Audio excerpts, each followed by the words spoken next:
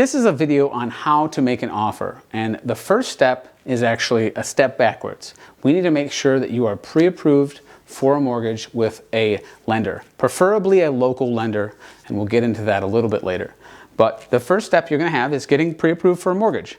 And a pre-approval is just a document that says that a mortgage person has underwritten and looked at your files, and they say that this person is qualified or well qualified to purchase this home. It's basically a ticket to know exactly what you can afford when you go home shopping.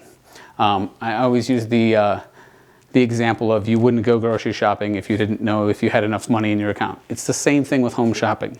You want to make sure that you have a solid pre-approval, so it means that the seller will take your offer seriously, especially in this market with how tight everything is. So the first steps to submitting an offer is obviously we have to go see houses, and we find a house that you want to make an offer on. And then what we will do is we'll figure out obviously what your budget is and what you're comfortable spending. Our agents will look at what homes in those areas are selling for, so we know a good offer price. We will make a written offer, and it's an 8-page document. It sounds overwhelming, but it really isn't. It's very simple what it lays out. It's going to lay out inspection timelines, purchase price, deposit money, and things like that. Closing date, things like that. So sounds big, really simple. What we'll do is we'll sign that offer and we'll send it to the seller. And the seller has 3 options when they get your offer.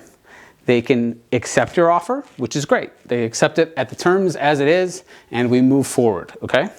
They can counter your offer. So say you offer $200,000 and the seller says, I want $225,000, and then it goes back to you. You have those same 3 options. You can accept the offer, you can counter offer, and the third option is you can decline the offer, just like the seller can. So the seller can decline your offer and say they're not willing to move forward with it. That usually only happens if they're moving forward with a different offer. So those are the 3 options, and that's really how it works.